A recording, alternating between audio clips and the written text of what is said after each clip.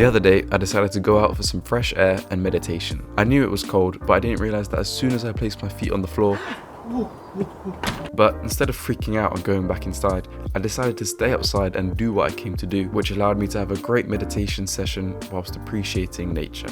We usually react to the way that we feel, even though we could just take a second to sit and observe it. When I went outside to do meditation and it was really cold, my feet were actually frozen off. But the funny thing is, it was literally only the bottom of my feet that were really freezing and it was uncomfortable. But why does it matter? I'm not going to die. I'm not actually going to even hurt myself at all. So why should it stop me from allowing myself to meditate and appreciate the fresh air and nature? Of course, reacting is okay because it would provide us with an evolutionary advantage, because the quicker you react to something your body's telling you, the more likely you'll be able to get over it and survive. But the thing is, in the modern day, we're not at threat to wild boar and other tribesmen who want to come and knock you on the head. Most of the pain we experience today is very little. So that means that usually when we experience something like feeling cold or feeling hungry, our instant reaction is to just not freak out but overreact and allow it to prevent us from actually doing other things. For example, most of us feel hungry and think, oh, okay, I need to go eat right now. But you don't need to go eat right now. You've been eating so many meals for the past few days,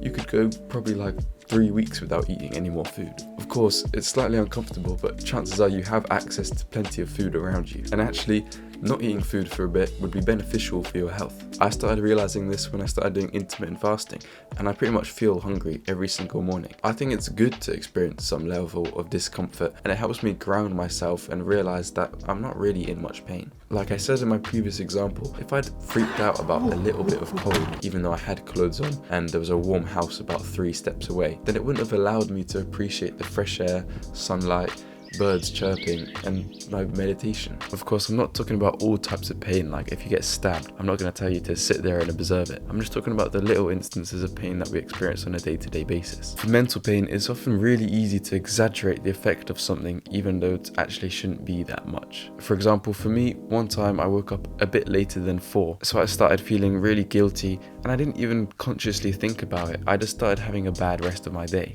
And if I'd literally just taken a few minutes to sit, think about my feelings, and process them logically, then I would have had a much better day. Journaling is really good for this because it puts your thoughts and feelings onto paper and lets you take a step back and look at them like an observer and logically think through them. If I literally just thought, oh, I woke up at 4:30 instead of 4, so I'm feeling guilty. Does it really matter? It's half an hour?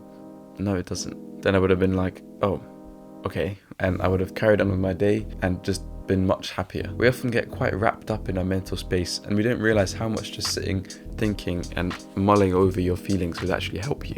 So I hope you enjoy this video. See you in the next one. Also, if you want to know how to inevitably achieve everything in life, then go watch this video here.